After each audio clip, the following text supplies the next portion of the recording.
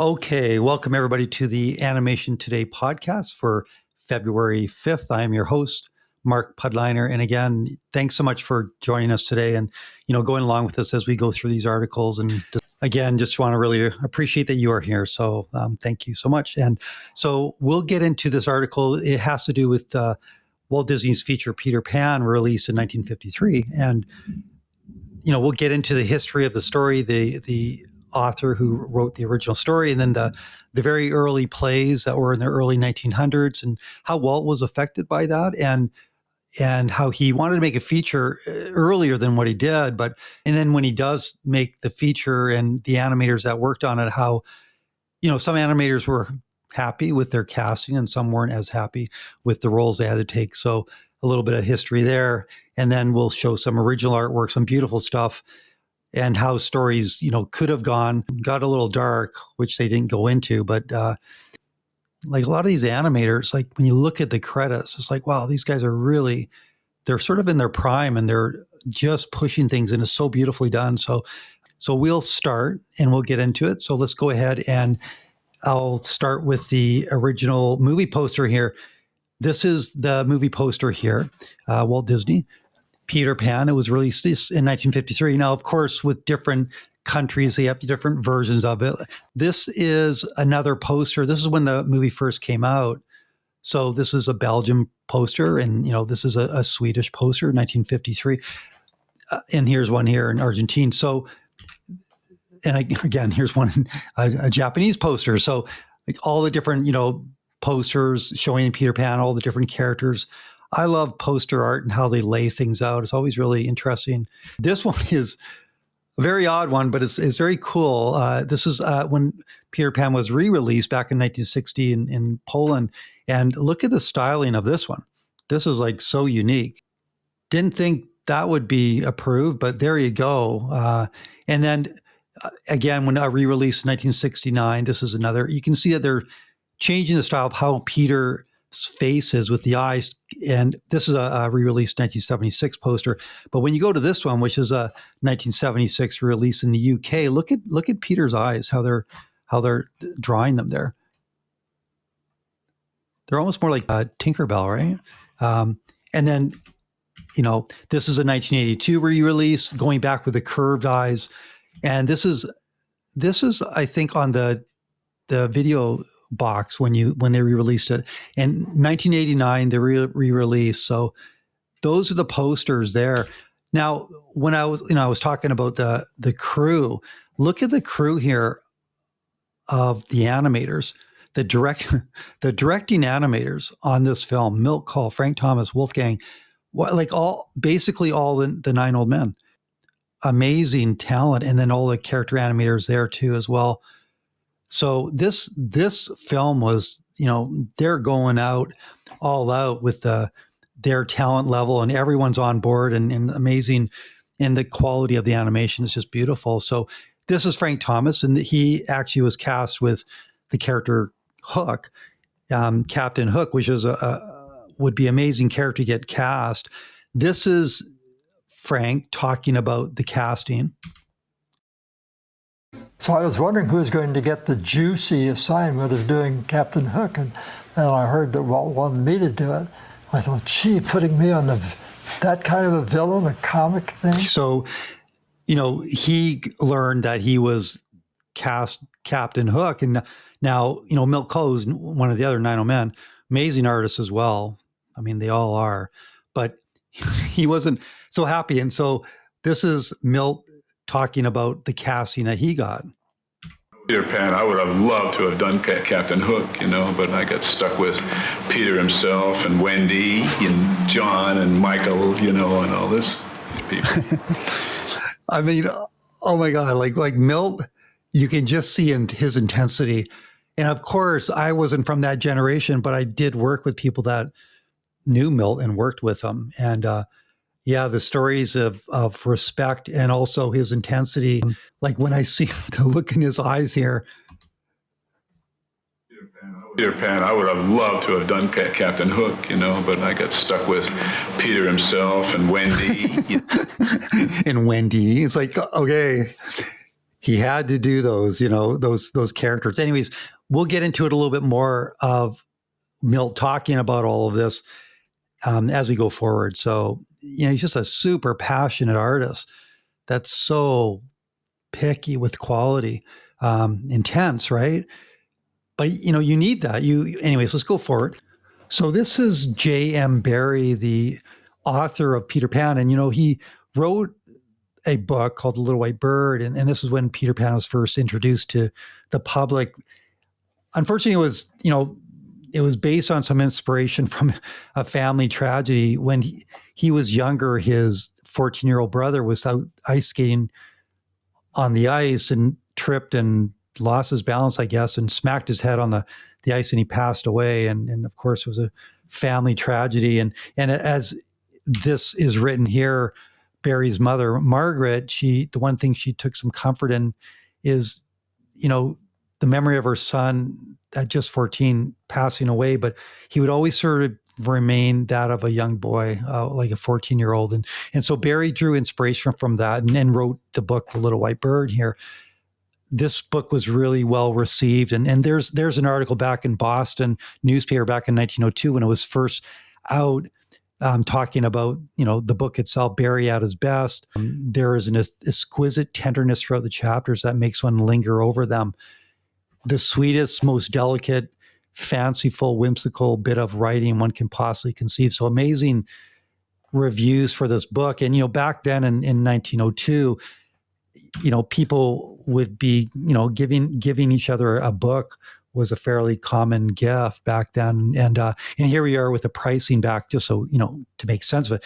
Christmas is only 3 weeks away. This is in the United States here, and the Little White Bird is selling for $1.18. So that's like bestseller list prices back in, 1902. So now this book doing so well, London was, let's make a theatrical play on this, a theater play. So, and this Utah newspaper here is talking about the play that's going to be Peter Pan, or the Boy Who Wouldn't Grow Up, is going to be shown in London at the Duke of York's Theatre. And as it says here, it will be brought to this country, the United States, next season if it proves a go in London. So it actually did prove a go in London and did really well. And this is the theater program, the opening night theater program, with what it looked like. And there's the Duke of York's Theatre when it first started. This is the first sort of play and where it was performed. This is inside the theater. So imagine this theater here completely filled with people watching the first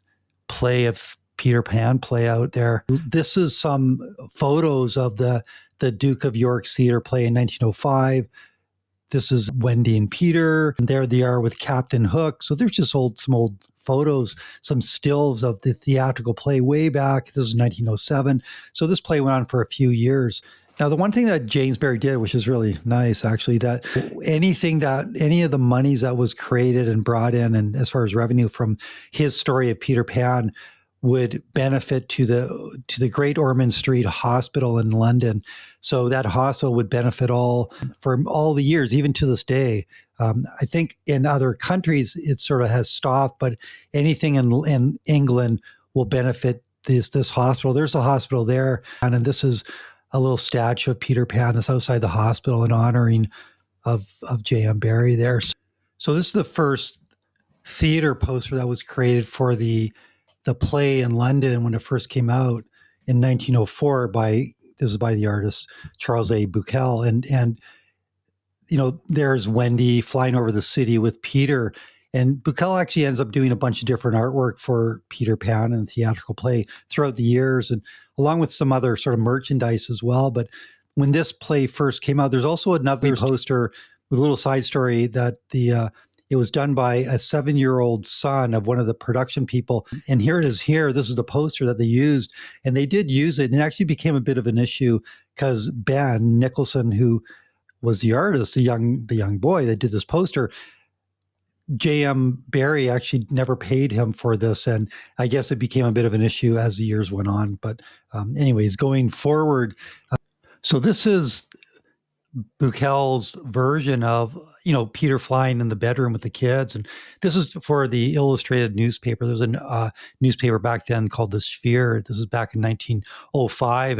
And so there's Peter there flying up in the air, and there's the kids floating, learning to fly. I like the shadows underneath. It was really nice illustration. He also then did another version of a poster for the theater play right here.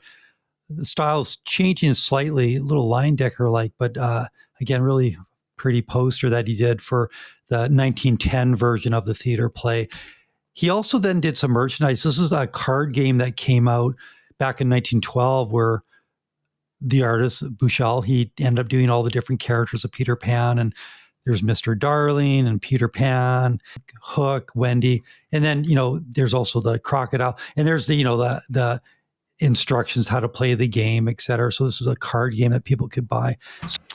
Okay, so going into the, a bit of the history of when Walt was first seeing Peter Pan and then on his way of making his own feature, this 1953 release, they had a documentary of the making of Peter Pan. And this is just a little clip just explaining how Walt, when he first saw a theater play.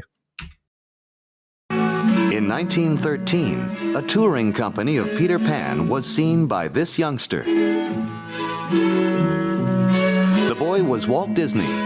He never forgot this epic of boyhood and its unique combination of fantasy and swashbuckling adventure.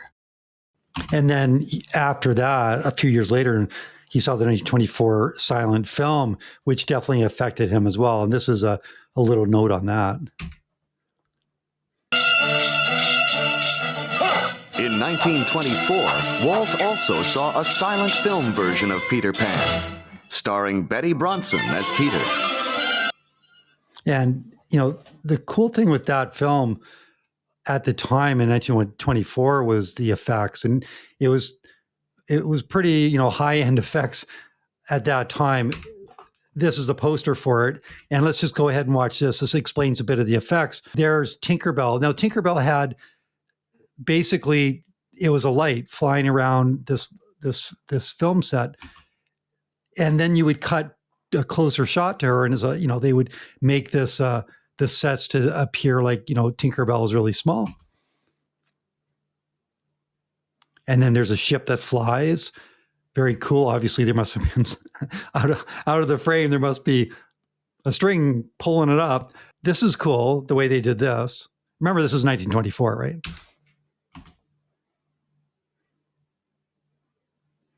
So pretty cool, like he's shaking those little characters out of leaves. Now, this is, of course, the flying actors, just like, the theater play, they would be on wires.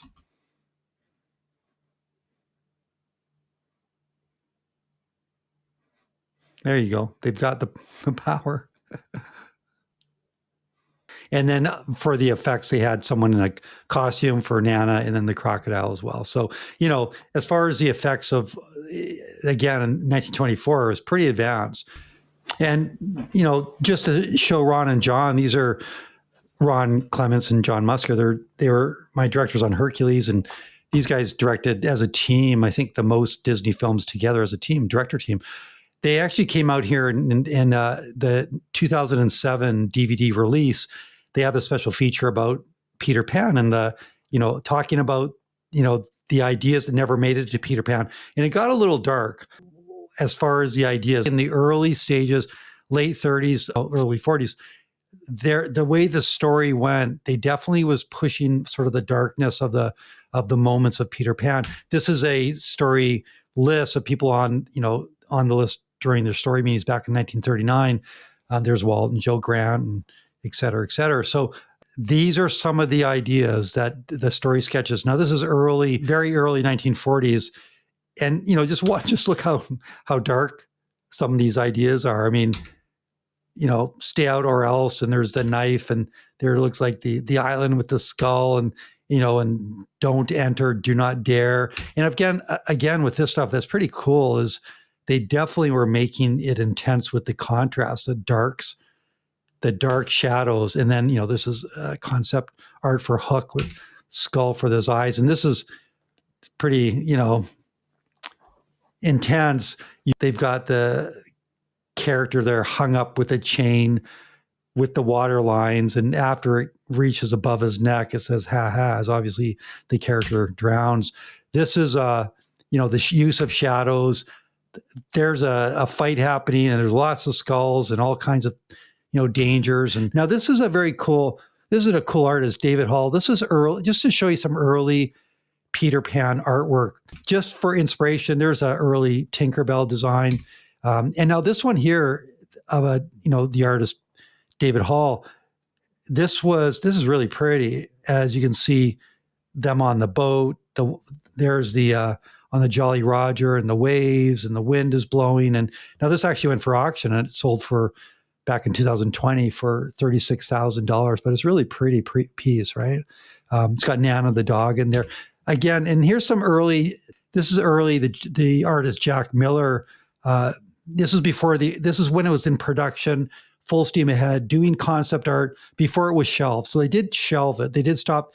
The war broke out. They had to, all those things that were happening in 1941, et cetera, that they had to shift the direction of the studio. But so that this got put on hold as they did the war film. But there's some this is suggestions for Wendy. This is signed by Joe Grant right there. The character model, Joe Grant, there's his initials back in 1940. So that's just a little Wendy suggestion model sheet there.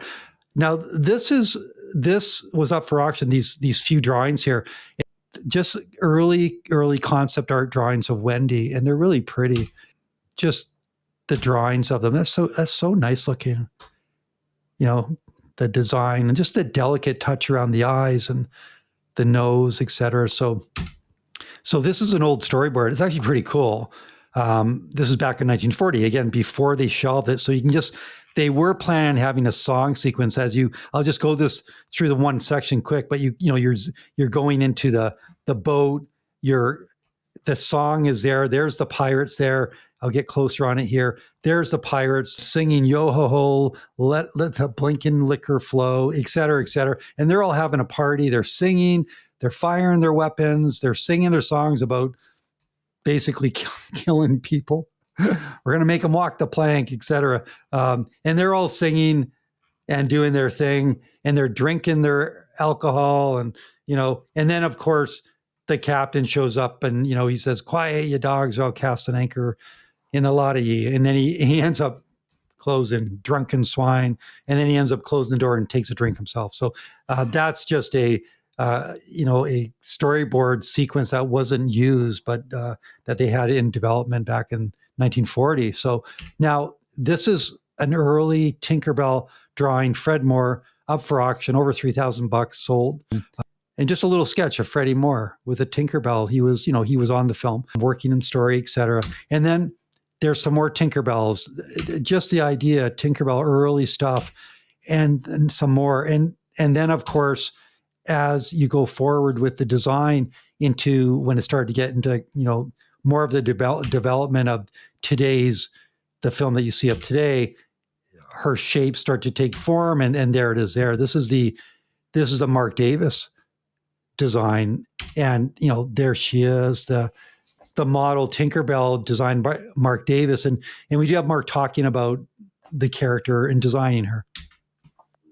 The character that I worked on was Tinkerbell, and Tinkerbell was visualized as a spot of light, which no doubt was something like a strong flashlight that moved around on the background of the stage. In our medium, you couldn't just use a spot of light. So I came up with the design that you see here. Marc Davis, as a drafts person, oh my God, he's so good. The solidness of his drawing, the acting, he and Milt were, from what I understand, they're really close friends and totally respected each other. This is what Mark is talking about. In the theater play, they had a spotlight. That was Tinkerbell. And then during the early plays, actually, there's Peter Pan explaining to the audience in the theater play what Tinkerbell is saying, because there'd obviously be, the light would communicate with Peter, and he would explain to the audience what so that's how they got around her not having a voice, et cetera. Peter would explain stuff. Andreas Deja's blog. Deja Vu. And then also Andreas has a YouTube channel now. And Andreas, I worked in the studio with Andreas at that time, and he actually gave me a beautiful drawing of Lilo. I asked him when he was on Lilo's Stitch, could I have a drawing? And he showed up literally the next day with this drawing. I can show it later. It was on my board a few episodes ago. Might have been the very first one. And anyways, so much respect for Andreas, because he just loves the art of animation. He's in all 100%. He's just all in. And this blog I have to, of all the blogs to recommend, this blog from Andreas is, as an animator, as a fan, as a professional, this blog is worth having on your bookmarks and visiting, because there's so much information Andreas shares with all of us. Amazing blog. Anyways, I just wanted to say, this is Andreas there. Some of the characters that he, supervised, that he was in charge of, from Scarred, Hercules, Gaston, Jafar, a lot of the villains, right? I mean, he does have, he does talk about the villains of animation, etc. But complete professional, super joy to work with as far as in the studio, and inspiring and motivating, and a leader. He's just a leader, man, in this industry because of his true passion for the arts. I'm just really fortunate that I was able to work with some of these amazing artists in my timing. I just sort of lucked into this industry at the time when doors were open, and I was able to work amongst some of these guys that are some of these artists that are just so talented. Very, very fortunate for that, and thankful that I had that experience. So anyways, going forward, in his blog, he talks about Marc Davis. He talks about Tinkerbell. And I just wanted to point out this one of his posts here he wrote regarding Tinkerbell. This is Andreas writing. He says, he is definitely establishing the top of Tink's head is a straight line, and the back of the head is a curve. The combination of those two, the straight and then the curve, make the drawing look solid. There's Mark drawing Tinkerbell on the wall. And then there it is. So he's talking about the straight right there on the top, and then the curve in the back. The straight on the top, the curve. So these are just little doodles and sketches right there. Look at there. There's the straight there, and there's the curve. So, you get these simple little shapes that working together, it just makes it feel appealing. It makes the design feel appealing. It's not two shapes that are the same. The curve, the straight working together to create that very clean shape. Of course, you have the roundness of that cheek of the Tinkerbell as well. So there you go. Anyways, and there are some quick little studies of mouth and looking for shapes, and discovering what works and what doesn't. As you have to go through sort of the designs that don't work, that could be sort of ugly, to mold into the spacing, like how much space just below her nose to the top of her mouth is needed. Obviously, that's not Tinkerbell there. There it is right there. Super cute. Look at that. Super cute. Okay, so anyways, Tink, no talking. This is the making of Peter Pan. She's a pure pantomime character, which in itself I think is very interesting, that she didn't talk, but you know what she's thinking. So yeah, he had to animate her, no talking, just like the theater play way back when.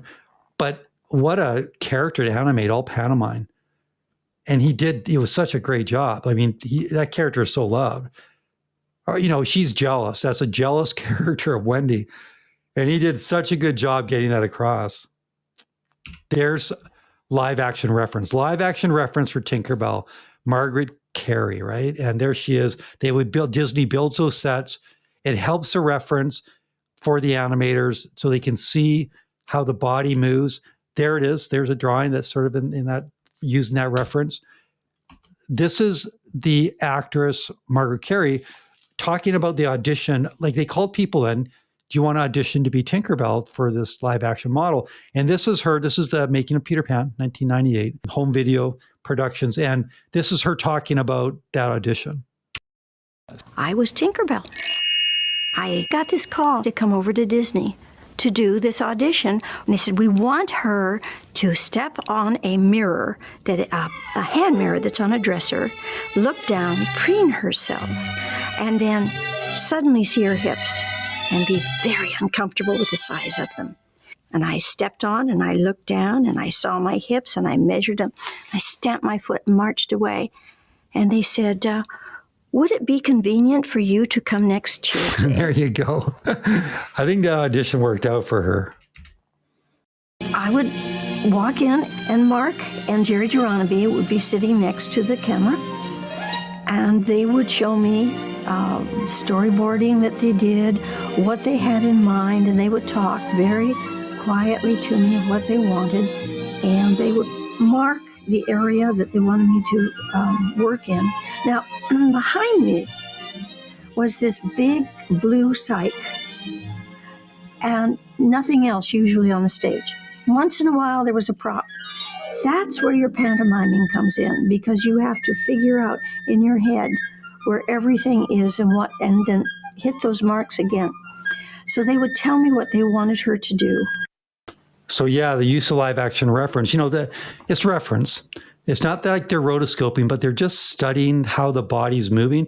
Super, useful tool that is part of our toolbox we use as animators. It's not like we don't need the reference on every shot, of course. And the more you study and the more experience you get, you understand how the body moves, and you go from that sort of that knowledge that you have as far as how weight will be moving through space. So, but there's no doubt what comes to the table with shooting reference is that you also get the little nuances of that actress.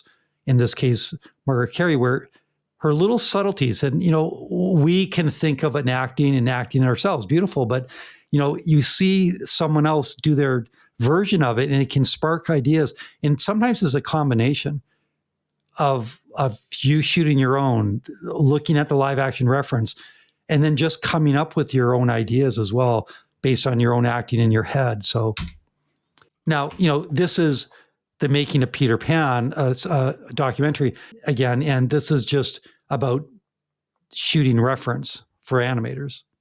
The use of Margaret Kerry as a live model for Tinker Bell was only part of the considerable reference used by Disney animators to bring Peter Pan to the screen. So yeah, and then this is Frank Thomas, the animator for Captain Hook. He talks about the use of his live action reference for Captain Hook. The audience always got confused when we talked about live action help. We'd say, well, an artist needs a model. You got to have something to guide you. But it was also very helpful in little ways of a guy turning and looking back over his shoulder. How far do you turn his head? And you find if you got the real person to do it, this other arm here would come out as it turned, or have something come up to his chin, or some little thing you hadn't thought of. I remember when I was working with my college friend Ken Duncan, who was supervising at Disney, and he supervised a bunch of characters, and now he has his own studio, Duncan Studios, and he was supervising Meg. And I remember him talking about, I was in his room, how using his reference, sometimes he does, of course, he does his own acting. Ken's a great actor. But at times the live action reference really gives a good performance. And he was talking about that one moment where he took a bunch of different pieces from different takes. And he liked that one hand gesture from that take. He liked how the live action reference did this one moment, and then he did his own acting. So it was definitely looking at a lot of different references and pulling little things here and there for the best performance. And that's using reference, which can be great because you discover new little acting things that you may never have done along with your own acting, right, as you go forward. So let's watch Milt Kahl talk about reference. What about live action reference in general, though? How was that? I think if you're going to use human characters, I think it's necessary, and I don't approve of it, but I still it depends. If everybody on the picture was a Milt Kahl, then they wouldn't be necessary. It wouldn't be necessary to use live action reference, but unfortunately. They aren't, and it is necessary. Oh, he's so confident. I know there's other words people could use, and he was so good. Not too many people can say that and get away with it. Milt Kahl can. So anyways, and what a master of draftsmanship, et cetera. So, the quote I have at work that I put on the wall that students see is, learn your subject so much that you no longer need to reference. And that's Milt Kahl's quote. So you learn your subject so much that you don't have to look at your reference because it just makes sense. You basically can discuss it and talk about it. And if you know it to that degree, you could draw it. And I think that's what he's getting at. And so he does look at some animators as lazy that use reference. But like he said, we're not all Milt Kahls, right? Jim Hall, Kevin O'Hara, these are a couple of friends at DreamWorks back when I was on Shrek 2. And there they are there. There's Kevin on the phone. Jim's in the back. And there's James Baxter. He was our supervising animator there. And I'm bringing that up because there we are having lunch. It was a DreamWorks sort of crew here on Shrek 2. We're in Encino somewhere at some pizza place. Don't mind Sean's fingers there. He's just saying that we're number one twice. So anyways, with Jim, who's right here, he had a website and he was posting stuff on story and animation, and he got a hold of this lecture that Milt Kahl had done, this interview back in the 70s, and he really did a lot of work to clean it up and to make it so you can just listen to it play out. So I want to give him the credit, of course, for that, all that work he did, and super glad he got to post it online because it's very cool to listen to Milt Kahl, and he's talking about the use of reference. So let's go ahead and listen to Milt Kahl talk about reference.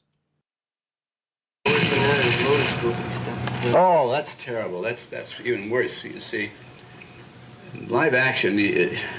We used to use live action for reference, and I've used it myself. The only thing is, I didn't use it blindly. But we have a tendency. We have a bunch of lazy bastards around here, and they'd take the damn stuff because they didn't have to think. They just they draw the character over the damned photostats, and that's what you'd get. You'd get the same performance you got from a second-rate actor, or third-rate maybe even. Yeah, well, that's no way of working, though. Gee, you owe it to yourself and the medium to know how things to know how things work, so you can do them, without having the live action crutch. Again, I get it with what he's saying, but and every animator is different. Milt obviously was a master of mechanics and being able to analyze how the body moves, and this is stuff that the more experience you have, of course, you take that on, and it gets easier as you go, as you start to analyze and break down your shots before you start drawing them. But there's no doubt the use of reference. You discover things with an actor, going through that motion, little things that you may not have thought of. And so I think it is a good combination of both, of course, taking the responsibility of understanding body mechanics, but also being open and looking at reference as well. But let's go to the next video. But I think that, I think that any of us would do a better job if we didn't have it, Or at least if you're going to use it for reference, use it just for that. Use it for reference. Don't accept it blindly, And wait, and that's the truth, because I remember at Bluth back when the studio was struggling a bit. We're on a Troll in Central Park. Don was in Ireland still. I was in the side studio, Linda Miller, John Pomeroy, we're back in Burbank. And I remember Don, the attitude was that Don was just shooting these actors on a stage somewhere in Ireland, and we had to trace over that live action every single frame. So basically, here's your scene, here's the acting, just rotoscope it. And sure, our job was to figure out what keys not to use, et cetera. But the whole essence of the performance was already set, and the direction was from Don at that moment was just do what the actors are doing. So it was actually pretty disheartening at that moment. I did end up leaving, jumping ship. Anyways, and then that studio got better, but I think that was a down moment, a Troll in Central Park, with the use of that live action reference and the limitations expected by the animators to just follow the stats, one single frame after the other, trace them off for the most part. So, okay, let's go continue on. Oh no, I haven't. No, I've never had any. The only reference I've had on Medusa is what I've gotten out of watching people all my life. Yeah, so yeah, I've run a lot of the stuff, but I've never used any. There's no reference. I don't need it. That's all. See, I know how. I've worked enough with human figure that I don't need it. It's easier, if you know something, if you know how something moves, it's a hell of a lot easier to do it than if you don't know. If you have to rely on something, if you have to rely on some kind of a crutch, it's so much easier and less work if you know it. It's harder in the first place, harder to learn. I mean, it takes the time and effort to learn it. But once you have it, well, you have an understanding of things. Well, motion. Well, then it's never easy. I don't mean that you're going to find it easy anyway. I always have to struggle with most of the stuff I do. I remember James Baxter talking about when he was supervising Spirit the Horse at DreamWorks, and it took him about 2 months of studying the horse. He was at the Burbank Equestrian Center, looking at the horses in person, watching the difference of a horse going from a canter to a trot to a gallop, and looking at references online and studying the anatomy. And it took a while to where he felt comfortable enough, as he mentioned, to where he could really move a horse with the knowledge of the anatomy and the nuances of how that body would move with all these different actions, even a horse getting up off the ground. There's, the study of that to the point where he got to just do Spirit as a personality. He was able to just animate Spirit as a performance of a character. It just happens to be in a horse's body. And I think that study that Milt is talking about, which isn't easy, is something that, of course, the respect is there. It's not an easy task to make it look natural, and so that the audience believes it, that those bodies are moving in a natural way. Anyways, let's go ahead and watch this next video. Is Milt talking about the casting of Peter Pan.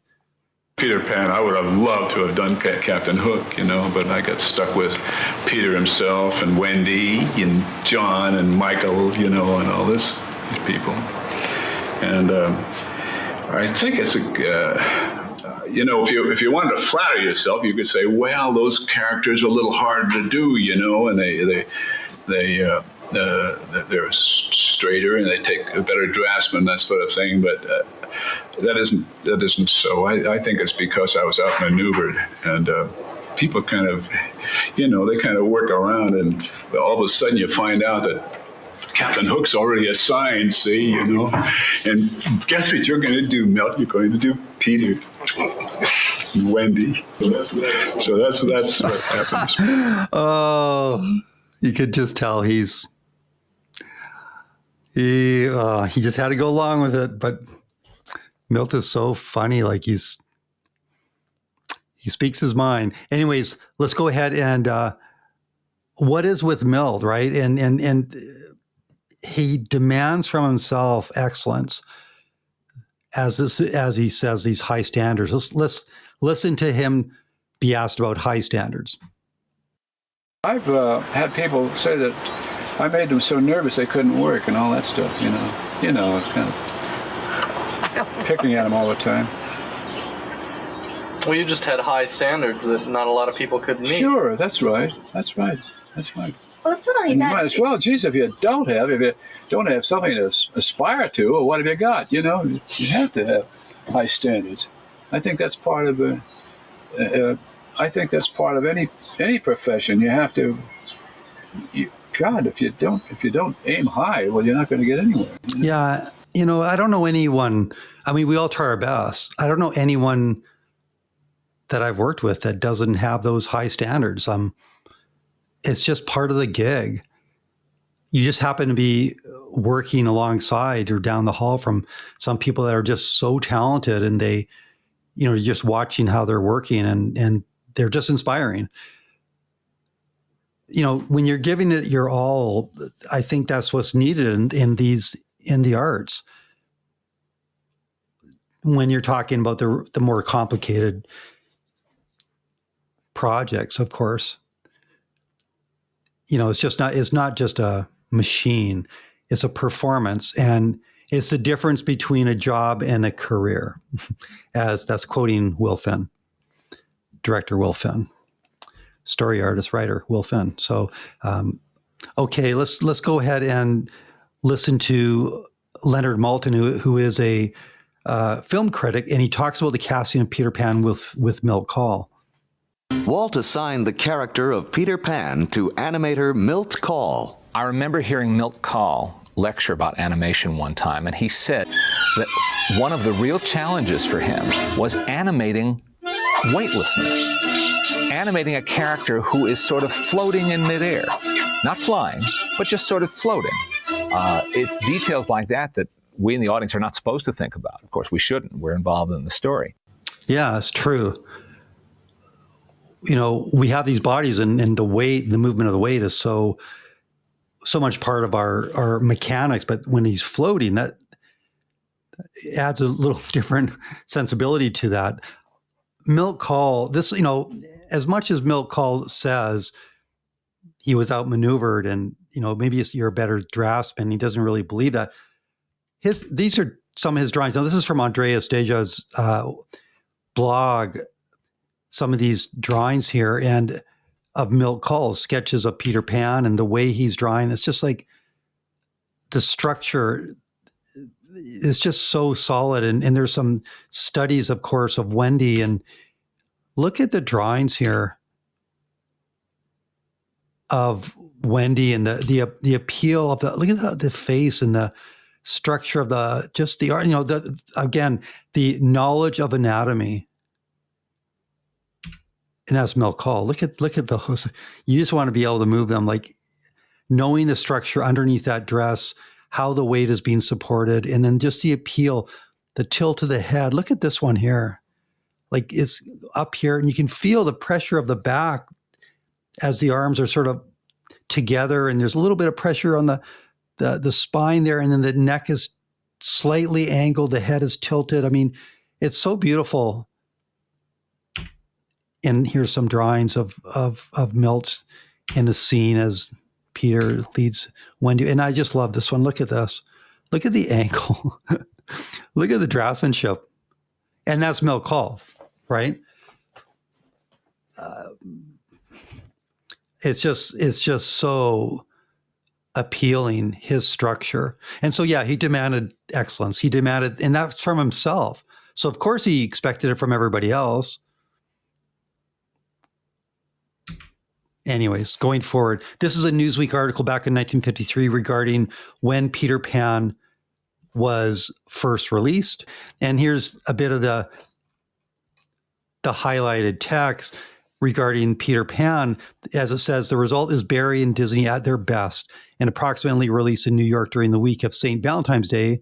Although the film was 3 years in the making, it is the most expensive cartoon feature to date, $4 million at the time. Back then. And then here, but Disney's fantasy, unhampered by the limitations of the earthbound stage or screen, is truly airborne and magical. His Technicolor is beautiful, and the animation is more fluid than ever before. So it's commenting on the quality of the artwork and the animation and how beautiful this film was. And so let's take a look at some pencil tests. Really isn't. Oh, sit down. It won't take long. She really isn't vicious, you know. She's a wonderful nurse. Although Father says... Girls talk too much. Yes, girls talk too... Oh. Well, get on with it, girl. My name is Wendy. Wendy Mora Angela Dawn. Wendy's enough. Oh. But how did Nana get your shadow, Peter? Jumped at me. The other night at the window. Well, what were you doing there? I came to listen to the stories. My stories? But they're all about you. Of course. That's why I like them. I tell them to the lost boys. The Lost Boy. Oh, I remember. They're your men. Uh-huh. I'm so glad you came back tonight. I might never have seen you. Why? Because I have to grow up tomorrow. Grow up? Tonight's my last night in the nursery. But that means no more stories. No, I won't have it. Come on. Okay, some solid stuff. Beautiful, right? And I get it. Like Milt's like, I got to do Wendy because this is very subtle, but the acting is so nice. It's so appealing. The head movement, the body mechanics as she's doing her sewing. And maybe it's not the most exciting stuff. Like, Captain Hook would be so much more out there, of course, right? And I get what Milt Kahl was sort of complaining about, but man, he made those characters, Peter Pan, Wendy, et cetera, just so solid and appealing. Let's go ahead and look at another pencil test here. Come on, everybody. Here we go. Up to Neverland.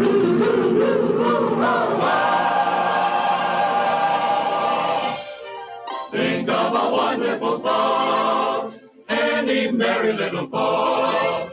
Think of Christmas, think of snow, think of sleigh bells, off you go like reindeer in the sky. You can fly, you can fly, you can fly. Okay. And then I just have this quick example from the Disney 100th anniversary when they had all the different characters here show up. And this is Peter Pan showing up.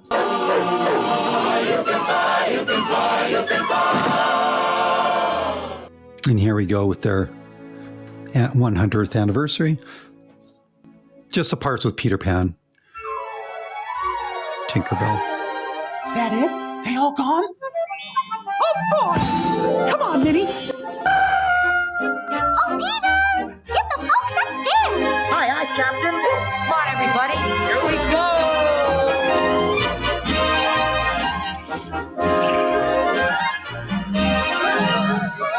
So there it is, using that scene for reference. Really nicely done. I really like the shot when Peter stops and turns back to the kids, and his momentum keeps going away from the camera. I mean, look at this.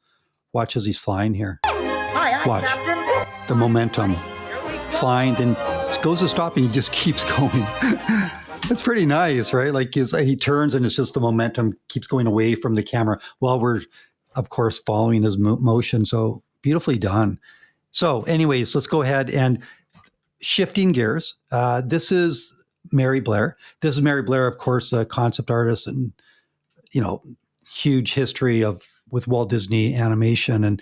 And she did a lot of the pre-production concept art of Peter Pan. And I found these on auction here. So this is an original Mary Blair with the Peter Pan and the Captain Hook and the ship in the background. And I just wanted to show you some of the auction sale prices they got for this original artwork here. $48,000 for this original Mary Blair.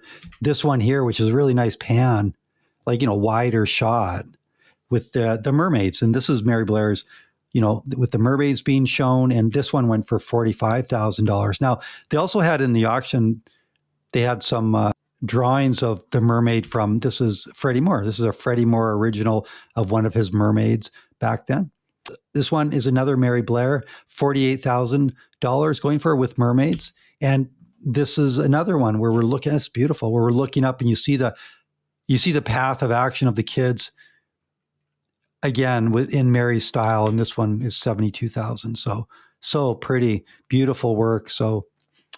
And she's known. Even Google, they celebrate her 100th anniversary with having a special, when you go to Google and you click it, there's sort of in honor of Mary Blair. So now going back to Peter Pan, and when it first came out in 1953, this is the lineup for Peter Pan. You can see up there at the Roxy, and all those people are lined up. This was a popular film. This really became popular with the audience. And this is Leonard Maltin, again, the film critic, talking about the appeal of Peter Pan. the idea of keeping that youthful spirit, not surrendering your childhood. Well, that's a very strong idea and a very magical one that has enormous appeal. Of course, it had such appeal. But let's go ahead. Siskel and Ebert are two film critics. When Peter Pan was re-released, let's listen to them talking about Peter Pan. Okay, next movie. And our next movie is the summer re-release of the 1953 Walt Disney animated feature Peter Pan. This is not a movie of classic status. It doesn't rate with the Disney landmarks like Snow White, Fantasia, or Pinocchio. Peter Pan, as much fun as it is not one of those Disney animated movies that is good for all ages. I think with this movie, the older you are, the less likely you are to find it interesting, just as I suppose the younger you are, the more you'll like it. But it's not like Snow White, which everybody, I think, of all ages loves. So there you go. Not everyone was 100% on board with Peter Pan. There's the box office numbers of 1953. Original production budget was just $4 million. Total worldwide gross, including re-releases, this was $87 million. So pretty good for $4 million, and it's made almost $88 million in its lifetime. So, and with that success, there was that appeal, and it even went to in the social aspects of society. Like here, back in 1950s, there was a dress, and they called it the Peter Pan collar. So the collar of the dress there, right there, that's known as a Peter Pan collar. That's because it's based on the design of Disney's Peter Pan, the collar of it. And this is a doll set that came out in 1953 with Tinkerbell and Peter Pan. There they are there. And when you open the box, those would look like, they're not to scale. Tinkerbell's pretty big. Or Peter Pan's really small. But anyways, there you go. So there's the doll there. You can buy it. It was on sale. Check this out. It was $104 for this original 1953 doll set. So now, of course, Peter Pan soap, Peter Pan peanut butter. So Peter Pan peanut butter, it was popular in families' homes, and so they had commercials for it. So this is one of the commercials. Let's play a guessing game. Who's this? Tinkerbell? Right. Now guess what this is. A crocodile? Right. Now guess what this is. A rabbit. Oh, here's the easiest one of all. Peter Pan peanut butter. Sure. Everybody knows Peter Pan. Your eyes know and your tummy knows. Best of all, your taster knows. Peter Pan peanut butter is so grand. The smoothest peanut butter in the land. Okay, so moving forward, back when I was at Disney for those years, and they had on the Disney lot, they have a store for the employees, and these books would come out. This was a sketchbook series that came out, and some amazing drawings and sketches in them. And every now and then they would have a special event. Like this one was in Burbank, in Howard Lowry. It was a company that they would have the artists come and sit at tables and sign, and they would have so many of them. This was limited only. This is the first edition, limited only to 2,500 editions, and signed by all these known artists like Marc Davis, Bill Peet, Ward Kimball, Frank Thomas, Ollie, of course, Bill Justice, Ivan Earl. I mean, and selling this, it would be over $1,000 with all those signatures. So, pretty nice book. This is also something when I was at the studio as well. They came around and said, "Hey, you want to have a special edition?" And that's actually what's back there. This one here is a limited edition for out of 250, which is one of those. Let me see if I can. So there you go. I don't know if you can see that all that well, but there's Tinkerbell, and anyway, it's really beautiful. And this is the, it's painted limited edition sell for the studio only for the employees, right? 250 were made, and then this one, it's just over $700 a few years ago, and now, well, more than a few years ago. And then you get the certificate explaining it, and this one here is one that sold for $14 $100. It was only out of 10. They had 3 different sort of tiers, and this one was the most limited, only out of 10. So now going into this Newsweek article about the theme park, I'm just shifting gears as we wind up this article. It's about Walt working and creating that theme park. And this article here is talking about Disneyland. And as it says, the value of the amusement park when completed will be $11 million. And like the TV show, it'll have 4 sections named Tomorrowland, Fantasyland, Frontierland, and Adventureland, with a 5th recreation land thrown in for good measure. It's pointing out that the one ride, the Peter Pan fly-through, will be a trip in an airborne pirate galleon over Never Never Land, where a pirate station behind a plastic skull rock will fire ping pong balls at shrilling passengers. So let's go ahead, and I thought I would just have some fun and let's go ahead and look at, there's Walt Disney looking at the ship that you're on as you go through the ride. This is the opening day of Disneyland. There's the Peter Pan ride right there. There's the castle that you walk through. Dumbo is right behind us, if you know Disneyland. So that's Peter Pan ride. So it was there. It's the original ride. And it's so charming. It's such a great ride. And there's a couple of the cast members, as they say, helping you get on and off the ship. Let's go ahead. And I just wanted to end with this, which is I found this video, even just this last year, that someone shot from their home video going through the entire ride. And it's about 2 minutes long, but it is such a cool ride. It's very sort of innocent, and I would just say it's just charming, appealing, and it's a perfect little ride. So let's go ahead and end the episode with this fly through Never Never Land.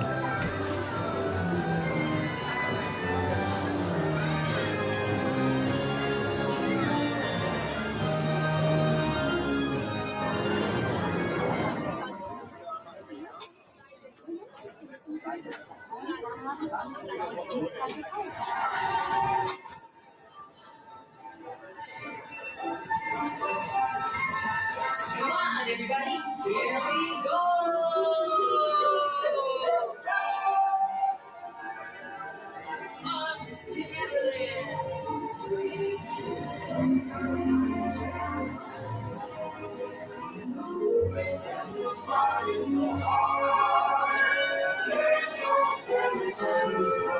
There it is, Wendy.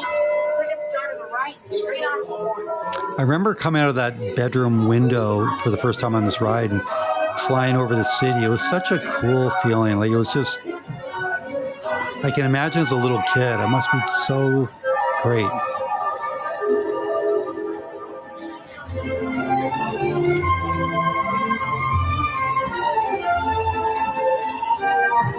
And I guess this is when they see they're firing at us there. There's the lights.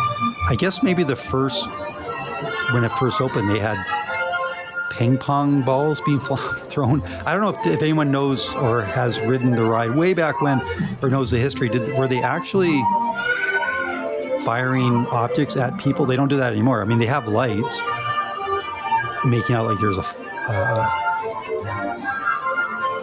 that there's a cannonball being flung up at you. Here's Tiger Lily.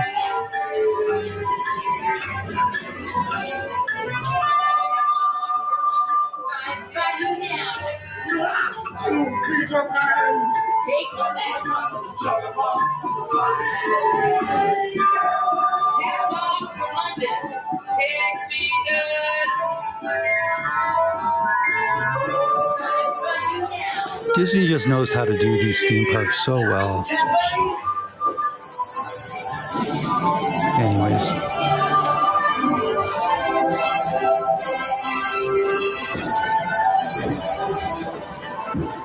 And that's the end. You go through it and there you go. And, one thing with working at Disneyland, the one thing that was so great was this thing here, which is the, you would get this silver pass, as they call it. And it allows you to have 3 guests your family or friends. And we used to go down when our kids were really young. We used to go down in the morning on a Sunday or a Saturday and just open at 10, walking down Main Street. It didn't cost us anything. We could just go there, go into the park, and when it started getting overly crowded around 1 or 2, we could go home. And it wasn't a big deal. It was just something to do on a weekend. And my kids, they remembered going to Disneyland so often and all the rides. And, it's such a great park. So anyways, that vision that Walt had for that park and how it really does bring joy to so many families. So that's the article for today. 1953, Peter Pan is released, and we will continue on.